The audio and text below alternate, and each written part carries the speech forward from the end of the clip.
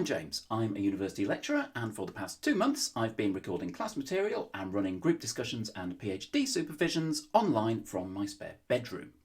Before that, I had almost no experience of remote teaching, so what I'm giving you here is not an expert's view, it's just one person's experience of trying to get up to speed as quickly as possible, which I hope might be helpful to people who are in the same boat. And I'm going to start by showing you the kit I use to do my recordings. But James, you're thinking, this recording you're showing us now isn't very good. And of course it isn't. But if you're familiar with the barber brain teaser, you'll know that barbers don't cut their own hair. And likewise, the kit I'm showing you can't film itself. The recordings I've been making look like this, and sometimes they look like this, whereas the main video here is just from a tablet PC propped up on a big pile of books, which is fine, but I've been trying to do better. So, let's start with the most important piece of technology you can see here, which is, of course, the chair. Seriously, a lot of us are now having to spend a lot more time sitting in our chairs at home than those chairs were ever designed for. A decent office chair will not only help you to avoid back pain, it will also make everyday life more pleasant, and by relaxing you, it can even make you more confident when you're teaching. What are we looking for? Your chair, at minimum, needs 4 things. It needs to swivel, needs to glide on castors, needs an adjustable back, and it needs an adjustable seat height. You also, for preference, want it to have arms. This is so that when you're not at the keyboard, you're sitting reading something or whatever on the screen, you can rest your arms on its arms and have a relaxed posture. Posture is very important. I'm looking here at the fantastic NHS How to Sit at Your Desk Correctly page. The chair back should be arranged so it's directly supporting your lower back. Your feet should be flat on the floor or on a footrest. Your eye level should be around the top of the monitor, and when you are actually sitting typing at the keyboard, you should have your wrists and forearms straight and level with the floor.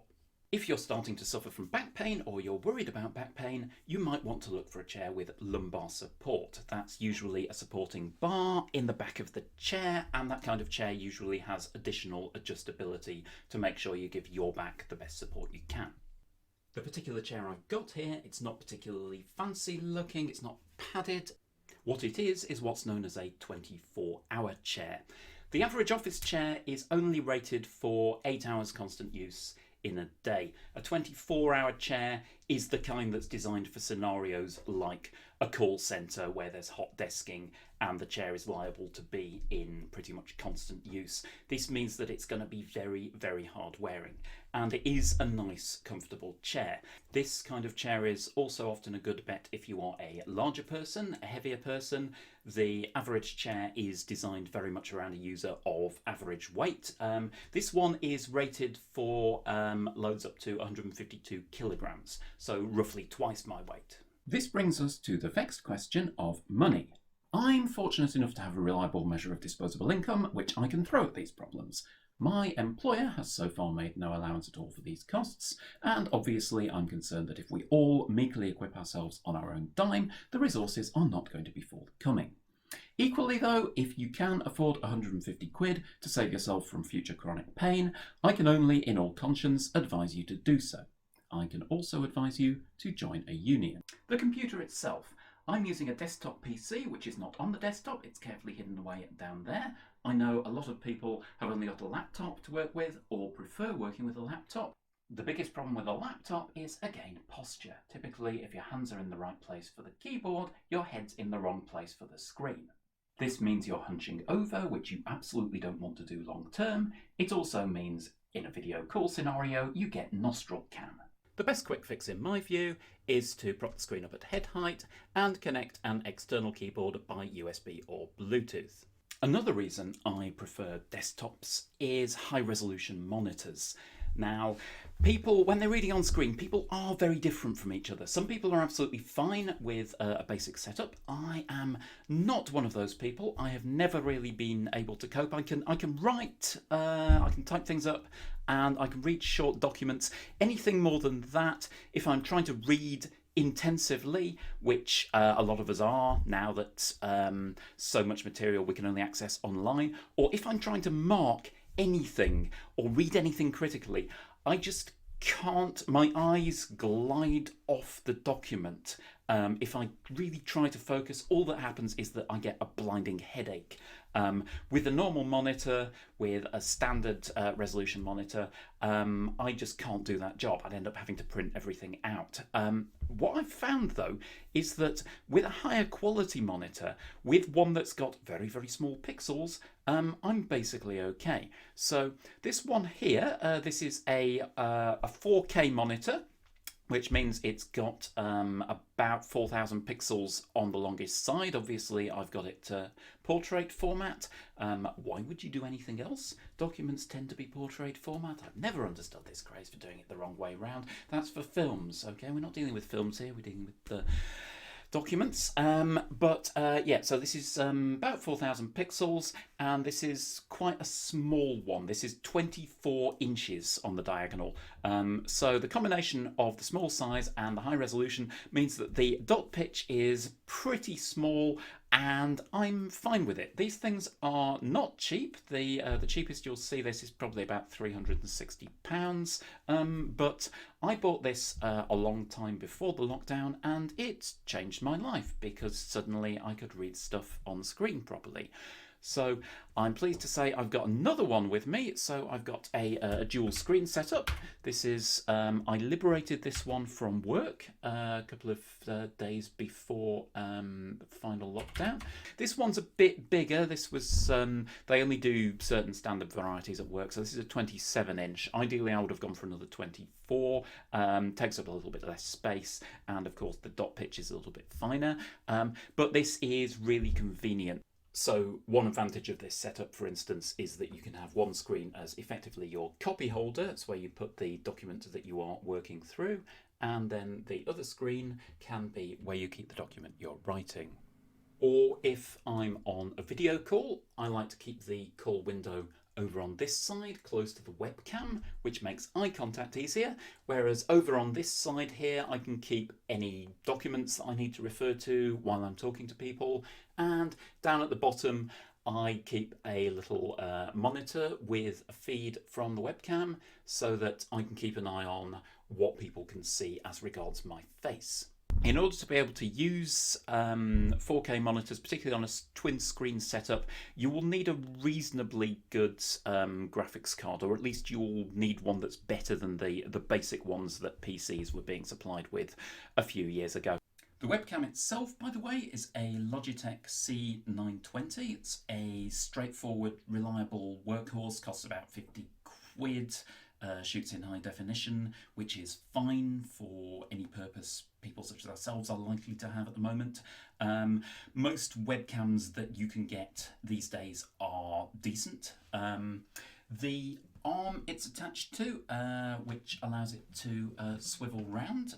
This is highly useful. Once you've got used to this, it will annoy you if you do not have this facility. These are sold as scissor arms or booms, and they're mainly sold for use with microphones. They will work with a webcam. You can either get a 1/4 inch screw attachment at the end, which most webcams, including the Logitechs, take, or this one. This one's actually got a clamp on the end, which is a bit unwieldy, but it does have this nice ball and socket attachment, which means that I can arrange it at any angle I like. This peculiar contrivance behind it is a homemade ring light, which I hope to talk about in more detail if this venture ever becomes a series. And if you're wondering what this character is for, that's a very, very simple technical modification which reminds me to look at the webcam when I'm presenting stuff. Not at the screen, but at the webcam. Sometimes off to one side is good. Very often, if you want to reproduce the effect of eye contact, remember the way to do that is you've got to look at the webcam itself. And that's a lot easier when there are for some reason, the way the human mind works, it's easier when there are some facial features there. You can also do the same trick with a tiny rubber duck. More important than your choice of webcam is your choice of microphone. People who do this stuff properly have informed me that it's a well-known thing these days that it's a lot harder to do good professional sounding audio than good professional looking video. So after your chair, your microphone is probably the next most important thing to spend on if you can. The one I've gone for here, this is a blue Yeti. This one is particularly popular with podcasters for some reason. It sounds, well, you can tell what it sounds like because I'm using it now. If you're very serious about audio, you can, of course, put your microphone on a boom like I did with my webcam, or you can suspend it from the ceiling, or whatever it is that very serious people do. I just keep the Blue Yeti on the stand that it's on and make sure that it's angled out of shot most of the time. Internet connection. In these times, you want the fastest and most stable connection you can get your hands on. One very simple thing you can do, if you are on Wi-Fi at the moment, get yourself off the Wi-Fi and onto an old style wired Ethernet connection. One of these, most PCs have a socket for Ethernet on the back. If you're on a laptop or device that doesn't have one of these, you can probably buy an adapter like this one, which converts it to USB. And then you want a wire running all the way to your modem or router or whatever you use. Ethernet cable, go for Cat 6 or 6A or 7. Ideally, you want the ribbon variety, just because it's easier to work with. And you want to do what I've done here, get a hammer and bash in a series of cable clips to carry it around your skirting, over the tops of doors. If you need to take it along the bottom of a door, then you are going to want one of those rubber cable protectors so that you don't trip over it or damage it when you tread on it. And the other thing, now is an excellent time to check your internet connection speed and check whether you could get a faster speed with a different package or from another provider. There are various utilities on the web which make this fairly easy to do. If you can get it in your area, you should be looking at fibre broadband, and there are some cable deals which are very fast indeed. This doesn't automatically mean that everything will speed up, but it means that a lot of things will be quicker, easier and more convenient. In particular, this really pays dividends with video calls. Green screen. Working with a green screen is actually quite a bit of hassle. You may prefer to work without, particularly if you've got a nice room. I started out immediately with a green screen, mainly because there's been a bit of water damage along the back wall there and it's a little bit unsightly. I've since found it is quite useful for things like doing a talking head with things popping up in the background. But it does take a certain amount of work. Green screen itself is very cheap to buy. It's just a synthetic cloth. Things to hang it from are unfortunately not particularly cheap. And much as I love this room with its very peculiar angles, it is quite difficult to find an arrangement to put a frame up. I think I've just about managed to sort it out, but it did take me a very long time. If you are looking for materials, or if you're looking for advice on how to light a green screen, a lot of that advice is aimed at photographers. Pretty much what goes for photographers tends to go for moving pictures. So you will find a lot of this kit, so green screen kit, is sold for photographic use. But one of the best things you can do with your time is actually learn new software. I've been particularly impressed by a project called OBS, standing for Open Broadcast Software, which was designed as a video management tool for live streaming, but is actually really, really useful if you are recording things. It's the system that I use to manage clever little tricks like this, and it is completely free to download and install. So what I'm going to do is I'm going to spend a bit of time making a few more videos, probably through OBS, which I find very convenient, unlike the video editing process that I'm going to have to go through for all this stuff, which I find very inconvenient and annoying and time consuming. And I will give you the further benefits of my dubious expertise. Okay, that's all from me for now. I hope to see you again soon.